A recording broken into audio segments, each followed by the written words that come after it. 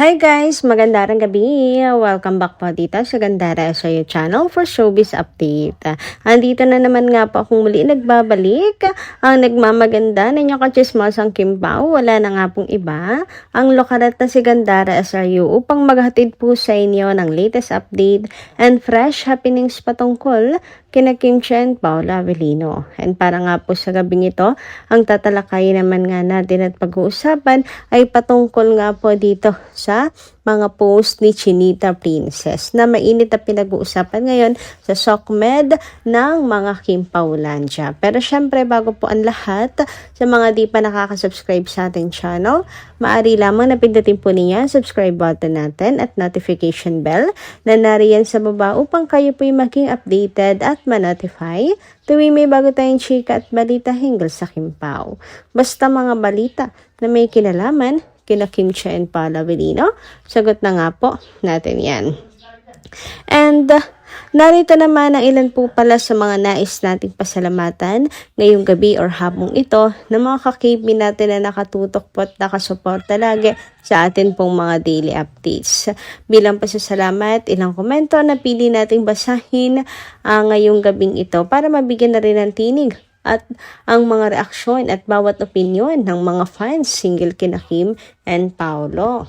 So eto na nga ang first commentary natin para sa hapon or gabing ito. Wala po kay Gabe Sino, shout out. Hayaan na nating maghiwalay muna ang Kim Pao. Wala naman silang inaamin na mag-VF at GF sila. Kundi man sila ang magkatuluyan, maraming mabubuting lalaki at matyagang maghihintay kay Kim. Okay na, magkaroon na sila ng iba namang partners sa movie. Kahit tayong mga viewers, gusto rin naman natin ang iba naman ang partner nila. At iba naman, iba na namang putahe. Parang panahon lang yan ni Vilma Santos, Christopher De Leon, Maricel Soriano, Robin Padilla, Cesar Montano. Hindi sila nagkaroon ng love team na forever. Ayan, thank you so much sa inyong komento. Pero siguro, okay naman, pero siguro hindi ito yung tamang panahon or hindi pa ready ang mga fans talaga na maghiwalay na ang Kim Pao.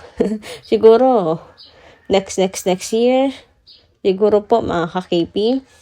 Pero sa ngayon, hindi po muna.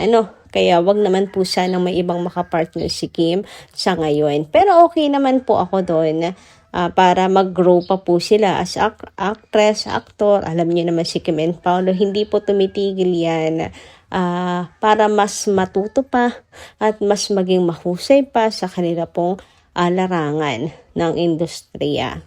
So, gano'n nila kamahal yung craft, yung passion nila, mga ka-KP, at darating po sila dyan. Pero ngayon, napaka-in-demand pa ng Kim Pao, laking kawalan din.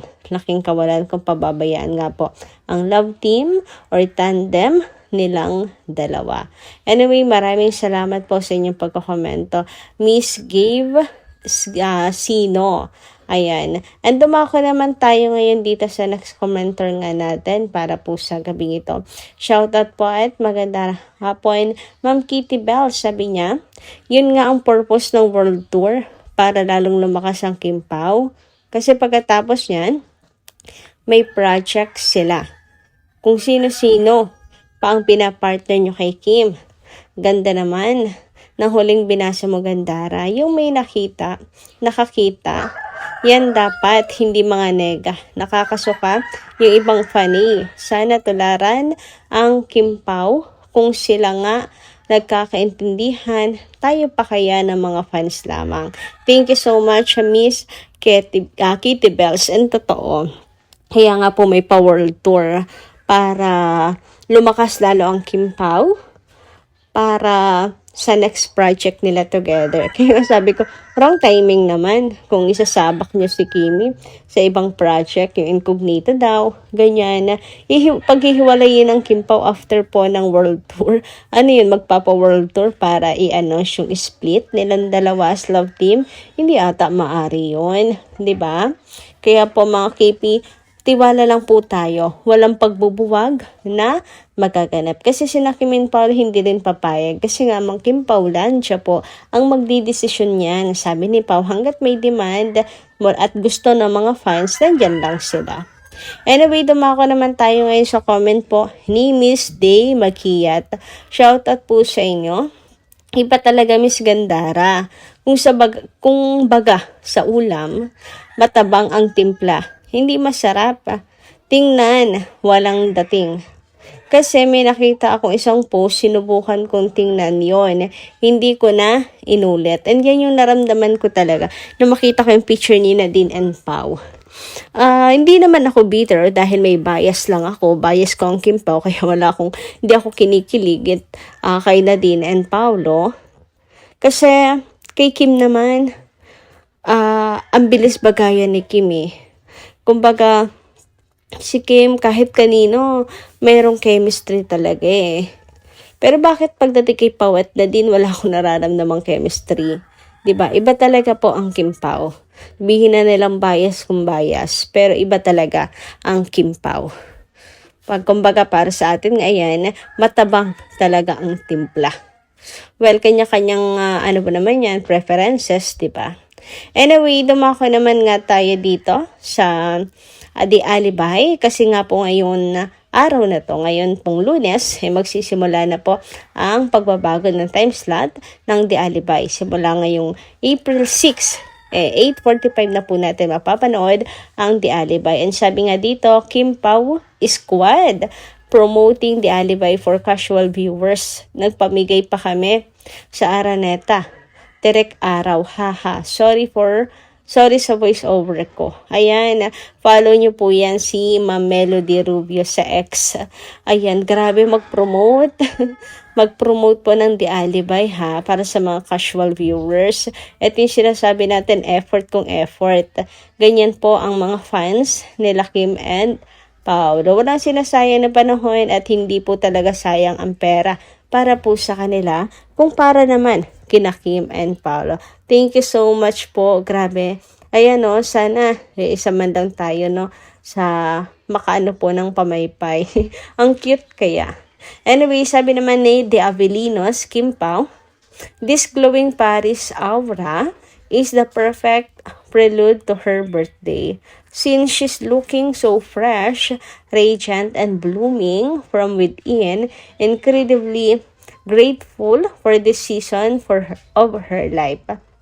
20 years in the industry and you still shine brighter than ever. Tatak Kim Chu. Heartful, soul happy, living her best life in the city of love. She looks so ready for what's next. 15 days to go until chapter 36 begins. Cheers to more travel, love, contentment, and the beauty of being happy from within. Oo nga, April na, malapit na po ang birthday ni Kimi and syempre 20 years po niya sa showbiz industry. Diba, biruin niya. Totoo yun dito. 20 years but still shine brighter than ever talaga si Kim Chu. Talagang mas sumisikat pa po siya at mas iniidolo ng marami. Anyway, dumako naman nga tayo dito sa mga paayuda, live update ni Chinita Princess. Grabe, nawang-tuwa nga po ang Kim Paulan dyan ngayon sapagkat kay Kim na mismo nang gagaling pa ang mga ebidensyas, ang mga resibos, ang mga update. Nakakatuwa naman na after po niyang manahimik ng 3 weeks, eto po siya at nagbibigay na po ng paayuda sa lahat. Sabi nga dito, ayan, tinapusan ni Kimi kasi nag-post na siya. Nasa Paris siya, nag-Halo Week. Of course, with Paolo. Hanap kayo evidence na nasa Paris siya. Ayan, nilapag na niya Hindi kami dilulo kasi tunay na kaganapan lang of cam. Di alibay, second slot bukas. Totoo, ayan na, si Kim na po ang tumapos ng laban. Wala na po dapat na pagtalunan, na paglabanan, na pagdiskusyonan. Kasi si Kim na po ay nag-post mismo ng mga ebidensyas. Hanap kayo ng hanap kay Kimi. Ayan na, siya na po ang naglapag. Ibig sabihin lang, hindi po tayo talaga nagdidelulo. Tayo po ay talagang naniniwala lang sa mga kaganapan sa likod ng camera. Yung totoo sa likod lamang po ng camera. Hanap kayo ng hanap, lalo na yung mga bashers. Pakitaan daw sila nang magkasama silang dalawa. Nako, hindi na po kailangan ng pictures and videos ng Kim Paulanjas. Kasi, yan ang nangyayari sa likod ng camera. Alam po ng Kim Pao Lancia, ng mga fanay, yaan. Anyway, sabi nga dito, siya na mismo ang nag-confirm na sa Paris siya. Live your best life, Kimi Shu. That's all. Yan lang talaga ang masasabi natin. And of course, thank you so much dito. Ayan, parang isang napakalaking sampal ito para sa mga bashers, no?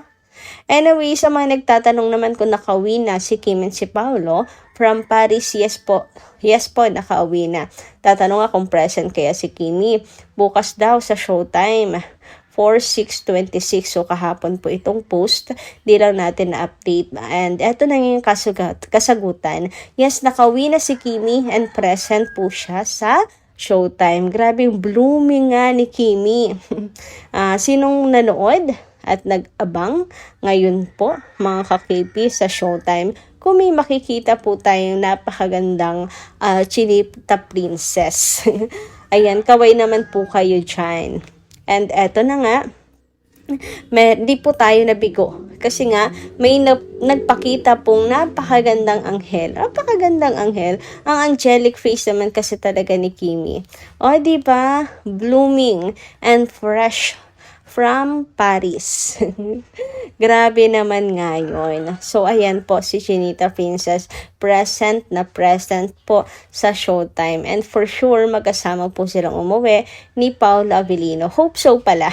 Hindi for sure. Hope so, magkasama silang umuwi ni Pao. And tinapos na talaga niya yung project niya with Nadine. And focus na ngayon para po sa Kim Pao's World Tour. Oras naman para sa Kim Pao. So yun lang muna ating update. Maraming salamat kayo sa inyong pakikinigan. Kita-kits po tayo muli sa mga susunod natin chika. Maraming salamat at ingat po kayo palagi.